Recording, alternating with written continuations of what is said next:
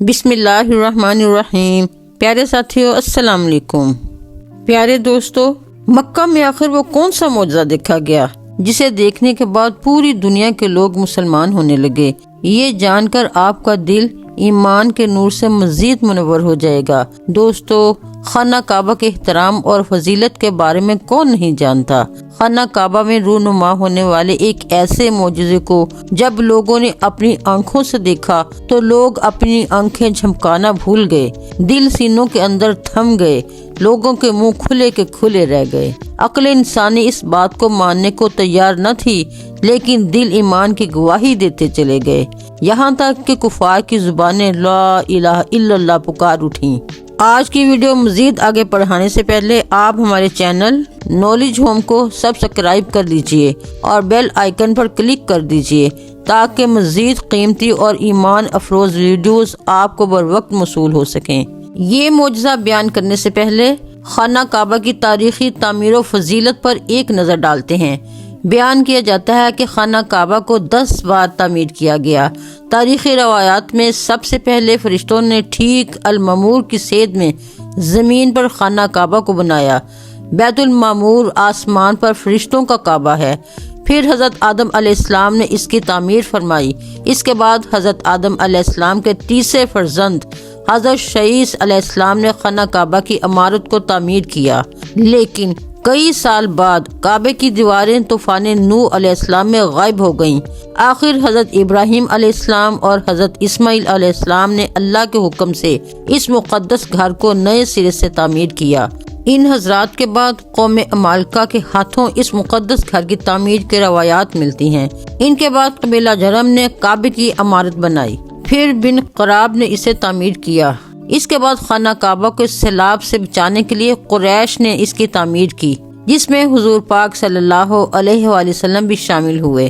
اس کے 82 سال بعد صحابی حضرت عبداللہ بن زبیر کو تعمیر کعبہ کا شرف حاصل ہوا۔ ان کے بعد حجاج بن یوسف نے خانہ کعبہ کو ڈھا دیا اور دوبارہ قریش کے نقشے کے مطابق خانہ کعبہ کو تعمیر کیا، اور یہ آج بھی اسی شکل میں موجود ہے۔ ماضی میں کعبے کو سبز، سرخ اور سفید غلافوں سے بھی ڈھانپا جاتا تھا۔ عباسی خلیفہ کے دور میں غلاف کعبہ کو سیاہ رنگ میں بنایا گیا۔ کعبے کا طواف گھڑی کی الٹی سمت میں کیا جاتا ہے، اور سائنس نے بھی ثابت کیا ہے کہ اس طرح طواف کرنے سے فاصلہ جلد طے ہو جاتا ہے، بلکہ اس طرح طواف کرنے سے انسانی صحت اور دل پر بھی اچھے اثرات مرتب ہوتے ہیں۔ خانہ کعبہ کا طواف پانی میں تیر کر بھی کیا جاتا تھا، کیونکہ سیلاب آنے کی وجہ سے اس کے ارد گرد پانی اکٹھا ہو جایا کرتا تھا۔ یہاں صدیوں سے عجیب و غریب ایک عمل وقوع پذیر ہو رہا ہے۔ قیام حج میں مدینہ منورہ سے ایک خاص قسم کے کبوتروں کا ایک غول خانہ کعبہ کا رخ کرتا ہے اور حج کا تمام وقت مسجد حرم میں ہی گزارتا ہے۔ حج مکمل ہونے کے بعد یہ کبوتر واپس مدینہ منورہ چلے جاتے ہیں۔ اللہ تعالیٰ نے زمزم کا بھی ایسا پانی کا کنواں بنایا ہوا ہے جس سے شفا حاصل ہوتی ہے، اور یہ ایک معجزہ بھی ہے کہ اس پانی سے دنیا کے دوسرے پانی کے برعکس کرنٹ نہیں گزر سکتا۔ ایسے کئی معجزات آج بھی تاریخ میں موجود ہیں جنہیں دیکھ کر اور سن کر انسانی عقل دنگ رہ جاتی ہے۔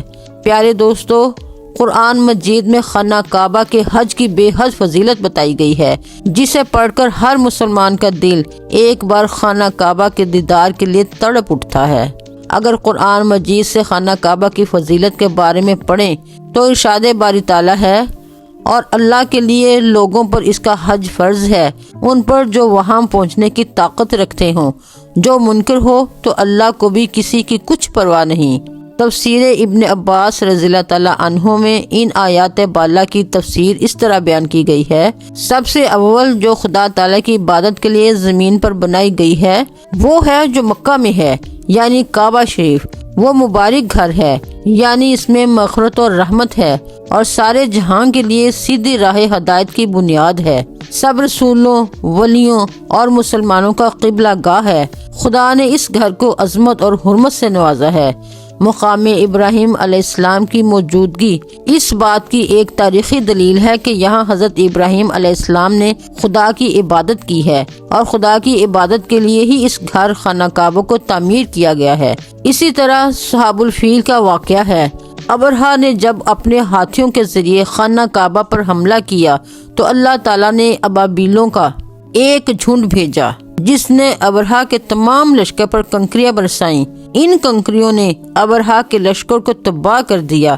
ابرہا زخمی حالت میں یمن کی طرف فرار ہوا مگر راستے میں مر گیا۔ یہ واقعہ سن 570 عیسوی میں پیش آیا اور اسی سال حضرت محمد مصطفیٰ صلی اللہ علیہ وآلہ وسلم کی ولادت بسعادت ہوئی۔